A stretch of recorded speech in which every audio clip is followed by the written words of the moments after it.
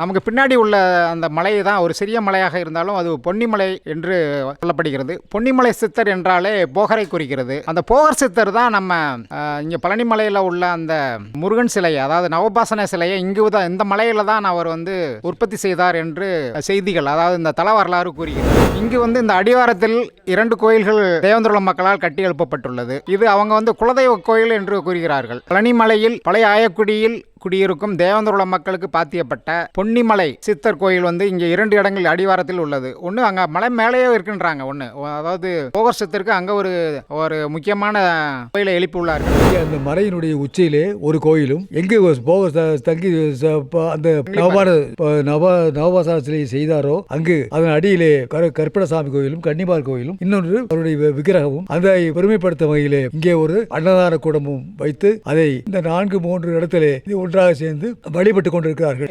ஊருக்கு நடுவுலையுமே இந்த சித்தரோட கோயில் ஒன்று உள்ள வச்சிருக்காங்க.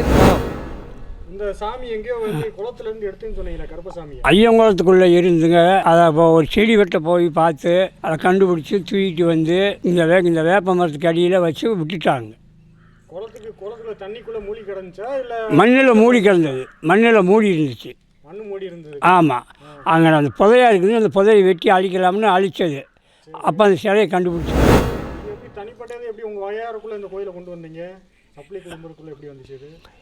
எங்கள் இது ஆரம்பத்துலேருந்து இந்த ஏரியா முழுசாக எங்களுக்கு தானுங்க. மலை அடிவாரம் ஃபுல்லாக எல்லாமே ஃபுல்லாக நிலம் தான். ஆமாம். ஒரே அந்த சப்ளை குடும்பம் வகையாரு எல்லாம் ஒன்று தானுங்க. நாங்கள் எல்லாமே அண்ணன் தம்பிங்க, சித்தப்பன், பெரியப்பா இப்படி வருதுங்க. இடையில யாருமே இல்லை. இது வரைக்கும் எல்லாமே உங்கள் நிலமா இருந்திருக்குது. பாப்பம் வாய்க்காலிருந்து இப்பவும் இருக்குது.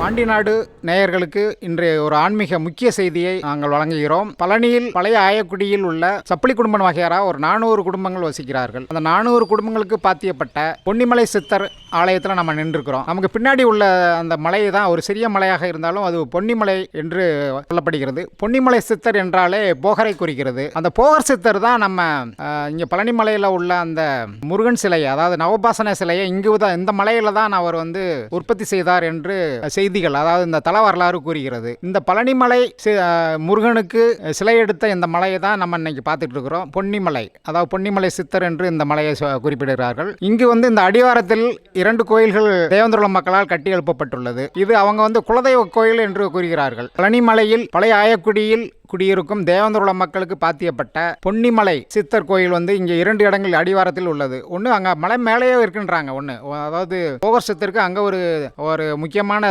கோயிலை எழுப்பி உள்ளார்கள். அங்கு அடிக்கடி மேலே சென்று வருவது கடினமாக உள்ளது என்பதால் அடிவாரத்தில், அதாவது இது சங்கிலிப்பாறை என்று சொல்கிறார்கள், சங்கிலிப்பாறை அடிவாரத்தில் அந்த போகருக்கான பொன்னிமலை சித்தருக்கான ஆலயத்தை தேவேந்திர மக்கள் எழுப்பி இருக்கிறார்கள். கொஞ்சம் 1 கிலோமீட்டர் தள்ளி பார்த்தீங்கன்னா அங்கேயுமே பாப்பன் குளம், பாப்பன் வாய்க்கால் என்ற இடத்துல அங்கே ஒரு சித்தருக்கு அதாவது அங்கே பரிகார தெய்வங்களோட மூலவராக போகரை வைத்து ஒரு கோயில் எழுப்பியுள்ளார்கள். இங்குமே அன்னதானம் நடப்புவதற்கு, அதாவது குறிப்பாக அமாவாசை பௌர்ணமி தினங்களில் அன்னதானம் இடுவதற்கு இங்கே ஒரு மண்டபம் கட்டி எழுப்பியிருக்காங்க. அங்கேயுமே ஒரு மண்டபம் இருக்கிறது. அமாவாசை பௌர்ணமி தினங்களில் மக்கள் பெரும் எண்ணிக்கையில் கூடி இங்கே விழா எடுக்கிறார்கள். இப்போ இன்னைக்கு இரவு சிவராத்திரி என்பதால் இன்னைக்கு இரவுமே இங்கே நிறைய பேர் வழிபட இருக்கிறார்கள். இந்த பொன்னிமலை சித்தரை பற்றி நீங்கள் யூடியூப் சேனலில் மற்றதெல்லாம் தேடுதல் பண்ணால பல்வேறு தகவல் வரும். அதாவது மலைகளில் நமக்கு மூலிகைகள் கிடைக்குதுன்னு ஒரு தகவல் இருக்கு. ஆனால் நம்ம இந்த பார்க்குற இந்த பொன்னிமலை அப்படின்ற ஒரு சின்ன மலையாக இருந்தாலுமே இங்கேயே தான் அதிகமான மூலிகைகள் இருக்கு அப்படின்ற ஒரு தகவல் இருக்கிறது. இங்கே உள்ள அந்த மூலிகைகளை திரட்டி தான் நவபாசனம் செஞ்சிருக்கிறாரு போகர். அவர் போகருக்குமே நிறைய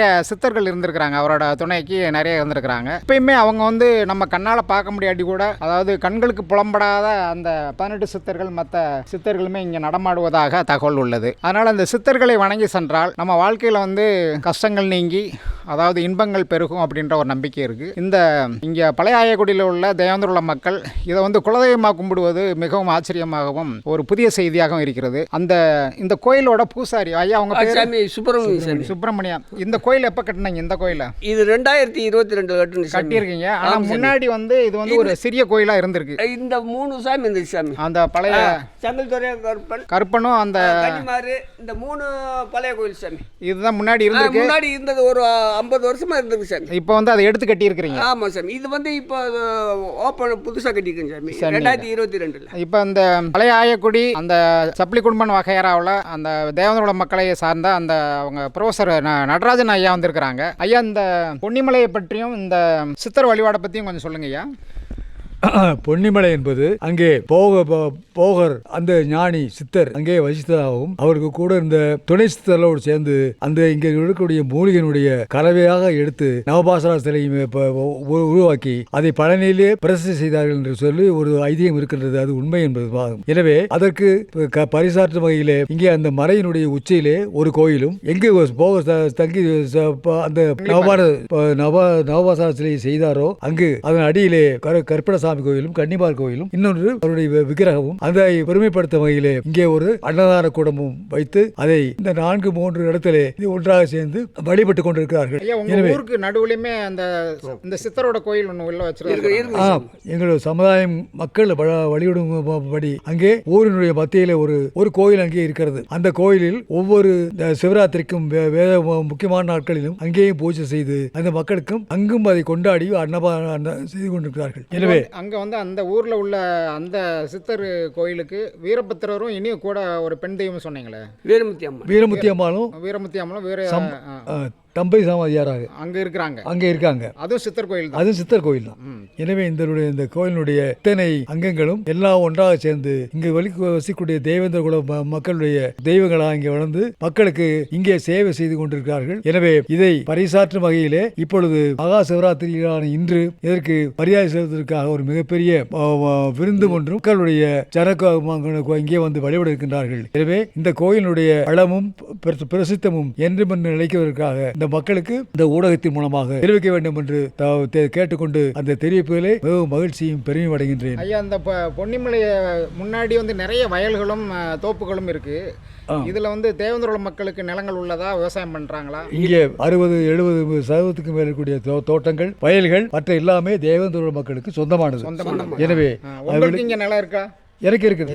கொஞ்சம் கலவரத்தில் இந்த பக்கத்திலே பாப்பன்குளத்துடைய ஐயங்குளத்து ஏரியாவுடைய வாக்கியால் பக்கத்திலே எனக்கு ஒரு 5 ஏக்கர் நிலம் இருக்கிறது. எனவே நானும் இங்க வந்து அந்த அடிக்கடி வந்து இங்க வழிபட்டு போகின்றேன். எனவே இந்த பிரசித்தியை இந்த தமிழ்நாட்டு மக்களுக்கு அனைவருக்கும் தெரிவித்து எங்களுக்கு அது எல்லாருக்கும் தெரிவித்து வேண்டிக் கொள்கின்றேன். இதை பிரபலப்படுத்தியிருக்கக்கூடிய தம்பி பாண்டிய நாட்டினுடைய அந்த கேமராமேனுக்கும் அவர் கூடவே இருந்து இத்தனை பிரசித்திகளையும் வெளியே காட்டியிருக்கின்றார்.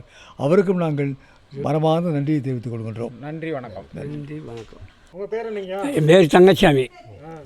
இந்த கோயிலில் உங்களுக்கு என்ன விளங்கியா? நான் அவருக்கு பூசை பண்ணுறது. இந்த சாமி பேர் கருப்பணசாமி, சங்கிலி கருப்பு. சங்கிலி கருப்பு.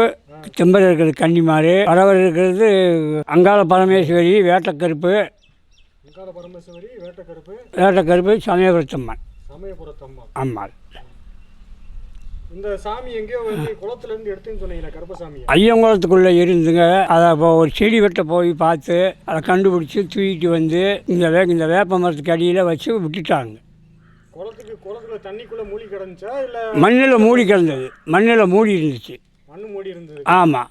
அங்கே அந்த புதையா இருக்குது. அந்த புதையை வெட்டி அழிக்கலாம்னு அழிச்சது. அப்போ அந்த சிலையை கண்டுபிடிச்சோம். கண்டுபிடிச்சவர் யார்? கண்டுபிடிச்சவர் அந்த தோட்டத்துக்காரருங்க. அவர் இல்லை.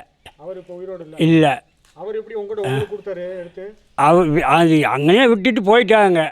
அப்புறம் வேறு ஆளுங்க 2 பேர் சேர்ந்து தூக்கிட்டு வந்து இந்த வேப்ப மரத்துக்கடியே சாய்ச்சி வச்சுட்டாங்க. வச்சு விட்டு போயிட்டாங்க. அது அப்படியே பிரபலம் இல்லாமல் இருந்தது. அப்புறம் மறுபடியும் நாங்கள் பார்த்துட்டு எங்கள் பெரியப்பாக்கிட்ட சொல்லி, ஆமாங்க, எங்கள் தோட்டத்தை மேவர தோட்டம் எங்களுக்கு தானுங்க, ரோட்டுக்கு மேவர.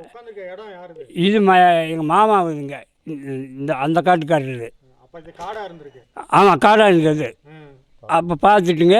அப்புறம் எங்கள் பெரியப்பாக்கிட்ட சொல்லி கொண்டு வந்து இந்த மேடையை கட்டி அதுக்கு முற்பாடு இந்த மரத்து மேலே தூக்கி சாய்ச்சி வச்சு அதுக்கு பத்தி பொறுத்தோ பொங்கல் வைக்க இப்படி பண்ணிகிட்டு இருந்தோங்க. 20 வருஷமாக நான் இதுக்கு பூசை பண்ணிகிட்டு இருக்கிறேன். எவ்வளோ 20 வருஷம்? 20 வருஷமாக. இந்த சிலை எடுத்து எவ்வளோ வருஷம் இருக்கும்? இது எனக்கே தெரியாதுங்க. 40 வருஷம் 50 வருஷத்துக்கு மேலே இருக்குங்க. அதுக்கு முன்னாடியே இருந்திருக்கும்? அதுக்கு முன்னாடியே இருந்தது. அது பிரபலம் இல்லாமல் இருந்தது. இது உங்கள் அப்பா காலத்தில் எடுத்ததா? ஆமாம். எடுத்து அப்புறம் நாங்கள் எங்களுக்கு விவரம் தெரிஞ்சதுக்கு பிற்பாடு எங்கள் பெரியப்பாக்கிட்ட சொல்லி அவர் எங்கள் பெரியப்பா இந்த மேடையை கட்டினாருங்க. கட்டி அப்புறம் சொல்லி அதுலேருந்து 20 வருஷமாக நான் அதுக்கு வழிபாடு பண்ணிட்டு வர்றேனுங்க. இந்த கோயில் சாமியெல்லாம் கும்பிட்றீங்களா? ஆமாங்க. அப்போ யாருக்காவது அருள்வாக்கு வந்து ஏதாவது சொல்லியிருக்காங்களா? அது இருக்குதுங்க. என்ன சொன்னாங்க? குழந்தை இல்லாதவங்களுக்கு குழந்த, ஒரு குடும்பத்தில் ஒரு கஷ்டம்னு வந்தாங்கன்னா அதை தீர்த்து கொடுத்துருவார். என்ன சாமியை பற்றி சொல்லலை, நான் யார் என்ன நீங்கள் எப்படி பண்ணணும் அப்படின்றதெல்லாம் ஏதாவது சொல்லியிருக்கான்னு கேட்குறேன். அதுதான் சாமி. இந்த இடத்துல வந்து ஒருத்தர் திண்ணீர் சாமி எனக்கு இவ்வளோ கஷ்டமாக இருக்குது, அதனால் எனக்கு நல்லது பண்ணிவிடு அப்படின்ட்டு வந்தால் அதுக்கு ஒரு திண்ணீர் கொடுத்தா அவங்களுக்கு அந்த கஷ்டத்துக்கு குறைச்சி கொடுக்குறாரு. இதுவரை இந்த இடத்துக்கு வந்துட்டு யாருமே எனக்கு நல்லா இல்லை, எனக்கு நடக்கலைன்னு யாருமே சொன்னது கிடையாதுங்க. நல்லா இருக்கிறேன் சாமி, எதுங்க வந்துட்டு போய் என் குடும்பம் நல்லா இருக்குது, என் குழந்தை குட்டி நல்லா இருக்குது அப்படின்னு தானே இதுவரை தவகள். இது எப்படி தனிப்பட்டது, எப்படி உங்கள் வகையாருக்குள்ளே இந்த கோயிலை கொண்டு வந்தீங்க? சப்ளை குடும்பத்துக்குள்ளே எப்படி வந்துச்சு இது? இது ஆரம்பத்துலேருந்து இந்த ஏரியா முழுசாக எங்களுக்கு தானுங்க. மலை அடிவாரம் ஃபுல்லாக எல்லாமே ஃபுல்லாக நிலம் தான். ஆமாம். ஒரே அந்த சப்ளை குடும்பம் வகையாரக்கூடிய எல்லாம் ஒன்று தானுங்க. நாங்கள் எல்லாமே அண்ணன் தம்பிங்க சித்தப்பன் பெரியப்பா இப்படி வருதுங்க. இடையில யாருமே இல்லை. இது வரைக்கும் எல்லாமே உங்கள் நிலமா இருந்துருக்குது. பாப்பம் வாய்க்கால்லேருந்து இப்போவும் இருக்குதுங்க.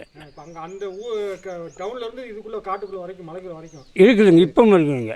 இந்த அங்கே நின்று பார்த்தோம்னா தென்னை மரம் தெரியுங்க. அவங்க பட்டாவை சொந்த பேர் சொந்த அவரோட பேர் இருக்குது. எது கேட்குறேன்னா சில இடங்கள்லாம் கோயில் பேரில் இருக்கும், அதில் குத்தகை எடுத்துருக்கோம். இல்லை இல்லை, அதெல்லாம் இல்லை. இதெல்லாம் அவங்க பட்டா, அவங்க சொந்த பட்டாவுகள் இருக்குது. இங்கே இருக்கிற நிலம் பூரா அவர் பேருக்கு பட்டா இருக்குது சாமி. காடு கரையில் ஒருத்தருக்கு 2 ஏக்கர் 5 ஏக்கர் 10 ஏக்கர் எல்லாத்துக்கும் இருக்குது சாமி. அது நிலம் வச்சுக்கோங்க பூரா எல்லாம் தேவை. ஆமாம். வேற ஆள் யாரும் இல்லை இந்த இடத்துல. இந்த ஏரியாவில் நாங்கள் எல்லாருமே சேர்ந்து இந்த வர சித்திரை மாதம் ஏதோ ஆளுக்கு 10 ரூபா எங்களால் முடிஞ்சதை போய் எல்லாம் வசூல் பண்ணி செஞ்சு இவருக்கு கடை வெட்டுவோமுங்க. வருஷமெல்லாம் சித்திரை மாதம் பொது கடாயின்னு சொல்லி நாங்கள் எல்லோரும் சேர்ந்து செய்வோம். பக்கத்து காட்டுக்காரங்க எல்லாரும் எல்லாம் சேருவோமுங்க. கும்புறீங்க? ஆமாங்க. கை காலுக்கு சோத்தை கொடுக்குறோம். ஆமாங்க.